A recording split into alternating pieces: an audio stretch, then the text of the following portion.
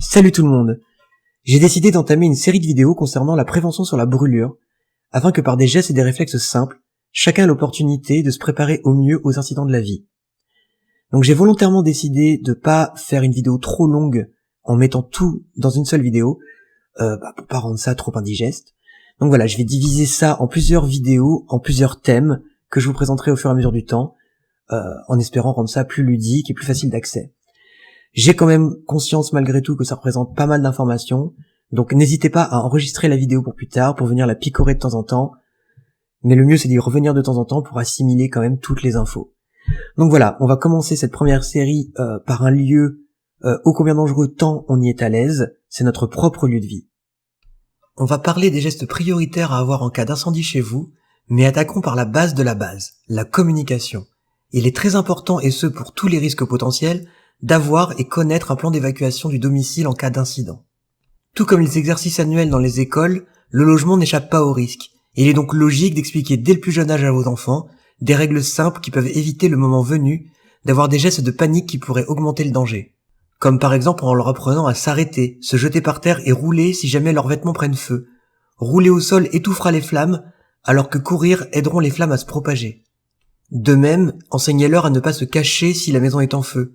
C'est tout l'intérêt d'avoir un plan d'évacuation ainsi qu'une bonne communication sur le risque de la vie. L'incendie personnel est déjà un sujet assez vaste, donc dans cette vidéo je vais viser l'aspect matériel du domicile, et j'expliquerai dans une prochaine vidéo quoi faire si une personne proche de vous ou vous-même prenez feu. Et comme la meilleure façon de gérer un accident, c'est de l'éviter, voyons quelques règles rapides pour éviter un incendie chez vous. Tout d'abord, si vous avez une cheminée ou un poêle, faites ramoner les conduits au moins tous les ans. Évitez également de fumer au lit et ne branchez pas trop d'appareils sur la même prise. Méfiez-vous de l'huile sur le feu et des grille-pains. N'utilisez jamais d'alcool ou d'essence pour raviver les braises d'un barbecue ou d'un feu de cheminée. Éloignez les produits inflammables des sources de chaleur, les convecteurs, les ampoules électriques, les plaques chauffantes. Faites entretenir et contrôler régulièrement les installations de gaz et d'électricité. Mettez les allumettes et briquets hors de la portée des enfants et ayez chez vous un extincteur. Bien sûr, cette liste n'est pas complète, mais elle a pour but de vous montrer qu'un incendie peut se déclarer de plein de façons différentes. Afin d'être prévenu au mieux d'un début d'incendie, tous les lieux d'habitation doivent être équipés au moins d'un détecteur de fumée. Il doit être fixé le plus haut possible et à distance des sources de vapeur. Et si malgré tout un incendie se déclare, il vous faudra alerter les secours et leur donner les informations adéquates, votre adresse, etc. Il est également impératif d'alerter les occupants de la maison ou de l'immeuble. Si l'incendie est maîtrisable, vous pouvez essayer de l'éteindre avec les moyens en votre possession. Mais attention, ne jetez jamais d'eau sur de l'huile en feu. L'objectif sera d'évacuer la maison et de se rendre sur le lieu de rassemblement prévu. Avant de passer de pièce en pièce dans votre lieu de vie, touchez la porte avant de tenter de l'ouvrir. Si elle est chaude, tentez de sortir par une autre issue, car la chaleur de la porte peut signifier que le feu est de l'autre côté. Si jamais la pièce où vous vous trouvez est remplie de fumée, restez près du sol afin de ramper sous la fumée. Gardez votre calme un maximum et une fois en sécurité, appelez les pompiers via le 18 ou le 112 si vous êtes sur un portable. Enfin, si vous êtes dans un immeuble, il y a plusieurs cas de figure. Soit vous êtes près de la sortie et à un étage inférieur au feu, et dans ces cas-là, sortez.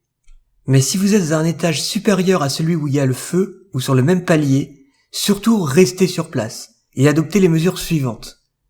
Fermez les portes. Si la fumée commence à passer sous la porte, arrosez la porte si vous pouvez, ou colmatez-la avec des linges mouillés. Attendez les secours en vous manifestant à une fenêtre, et si jamais la fumée envahit la pièce, rampez au sol sous les fumées, et couvrez-vous le nez et la bouche avec un mouchoir humide. Ne bravez jamais la fumée, par exemple dans une cage d'escalier, et enfin ne prenez jamais l'ascenseur. Et en dernier point, assurez-vous qu'il ne manque personne et que tout le monde a bien été évacué. Voilà. C'était un condensé assez rapide pour vous aider à créer votre propre plan d'évacuation. Enfin rapide, ça a quand même duré quasiment 5 minutes. Mais il faut ce qu'il faut aborder le sujet, et même en divisant par thème, il y a quand même tout un vaste champ à couvrir. Donc voilà.